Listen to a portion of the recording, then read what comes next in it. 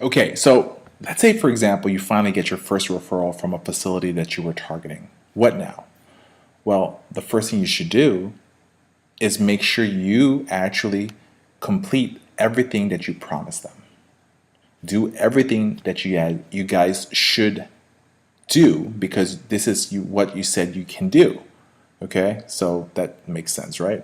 So you have to make sure that you weren't lying. So for me wise, let me share with you guys what I do whenever I get a first referral. Now, let me also add this to you guys. I don't really have a specific plan for our first referral compared to someone that's been giving me 30 referrals now. We treat both the same. Why do we treat both the same? Because it's our process, okay? So a lot of people will, just like in dating, for example, let's say, for example, somebody was dating a woman or a guy, let's say, for example, like that, and then at first they were the most perfect gentleman. And later on they say something changed.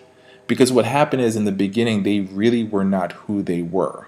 So when it comes to marketing for us, who we say we are in the beginning is who we say we are in the end. But one thing that we tell people is that, yeah, we're not perfect and mistakes can happen. But we're going to treat our process just how we did in the beginning and do it just like how we do it in the end. So let's say, for example, I get a call for a referral and I'm the marketer for that particular facility. What I would do is I would tell them, great, thank you so much. What I'm going to do right now is I'm on my way to be able to see you guys to make sure that all the information's there. But let's go ahead and fax over the information to us so we can go ahead and get started. Okay. So when we get that referral, I myself will be into that facility right away to make sure I gather all the information I need to be able to gather. Now, if your marketer is not available, okay, because they for some reason have an appointment, or let's say you have an appointment and you're not available, that's when the facility people need to step in and somebody from the office needs to show up there themselves. Because it's a matter of being able to show them that we want to be able to make this referral go smoothly as possible. And then there should be questions set up that happen. So when one of our representatives goes to a facility, we start asking, is there a family that we should speak to? Are there any DMEs that we need to handle? What's probably the most important thing that we need to take care of first with this particular patient? Great. What's number 2 and what's number 3? I want to get that handled right now before the patient goes home. Okay? So, that is what we do. And a lot of agencies will just say, hey, just send over the referral, fax it over. Here's my number. Right? We don't do that. We want to be able to have our referral sources know that we freaking enjoy to be able to to handle your work. We want to be able to handle those things. I'm so passionate about it because, I know every time I get a referral, if I do what I said I was going to do, I'm going to get more referrals, more patients, more clients coming from this facility. And then I can use what I do, okay, to be able to say, hey, do you have any sister facilities that would love our services? It's happened so many times for me where a social worker discharge planner moves from one hospital to another facility, and then they remember the services that we do, and then they actually give us a call to now come into a new facility. So you have to understand is that if you can show them that you're willing to do so much for them, okay, without, of course, breaking any laws, abiding by the rules that's set forth in front of you by the federal government and your state, then you're going to be able to be successful because you're a person of your word and you're taking care of the patients. So we actually teach our team in the office that they should know how to do an inbound, right? The moment that they get a referral, they ask who it is. Then they say, is the patient home already or is the patient still in the facility? Right? We have a certain amount of what they call an inbound questions that we want to be able to find out. Do you guys have that in your facility? Or is it the typical place where somebody calls and they have a referral and your front desk person says, hold on for a moment, let me transfer you to the DON. That hold for that moment is valuable time that you're taking away from that referral source. Everyone in the office should be trained to ask all the beginning questions that they need. That's something that if you guys can actually do, you'll be surprised how fast you can turn around certain things. It's a matter of how can you skip certain steps, okay, without messing up the process. There's steps that you guys are doing in your office that can actually be removed and should not be done. Okay, so if you guys can do that, you're gonna guaranteed be able to increase the trust in you guys. Like I said, if you can make sure that somebody visits them automatically, answer all the questions that they may have, meet with the family members and answer and start asking questions of the fears and problems they are thinking they're going to face. Because the last thing we want is the patient goes home and they get overwhelmed and they send the patient back to the hospital. So that's what we start doing. That's how we start setting things up. Because if we have the order from the physician, we can now start taking care of the patient and start looking on what we can handle. Then we start asking the facility, are they being discharged Saturday?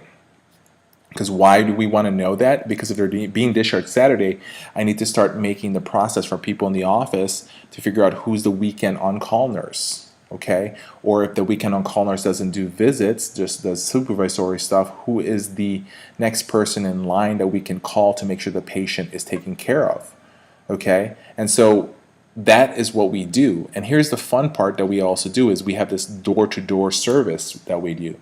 So if a patient is leaving a facility, we'll actually make sure somebody meets them at their door in the facility, meaning we'll walk in, ask all the questions. Is there anything that you need? Is there anything that we can do for you? Okay. And then at the same time as we'll meet with that patient at their house when they get there. When they get to the house, we're now waiting over there also. So we'll send a home health aide, or if we can, have that nurse right away so that we can start the process of the admissions. A lot of facilities out there, let's say home health agencies, you guys wait 48 hours. You said that we have 24 to 48 hours to be able to see the patient. We don't want that. We want to be able to see the moment the patient actually gets home.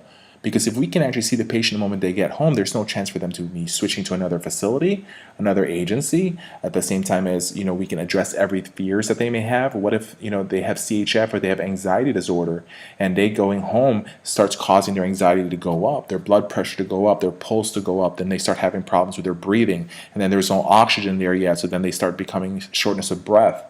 So there's a lot of things that can occur within the moment the patient gets home that we would rather address now and take care of it, and they feel comfortable that we're there. I can guarantee you that a lot of you guys out there, if you're watching this video, you don't have a service such as that. I'll say 99.9%. And if you do, that's so amazing. Congratulations. Great job on creating that. Okay, so these are little things that you should actually have set up.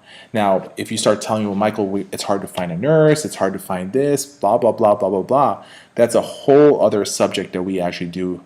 And that's something that I specialize in. The other two guys in my team, they handle pretty much marketing and how to be able to help you guys gain more clients.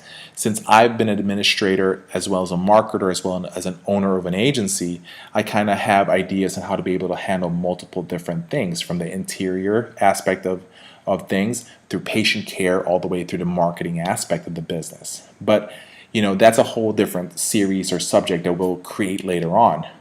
But like right now, you guys have to understand you must be able to have an boarding system within your office, and you must actually start looking about making sure that the patient is seen the very first day they get home, because that is what's going to make you guys stand out. Okay, then the next thing is, once you start getting referrals, guess what?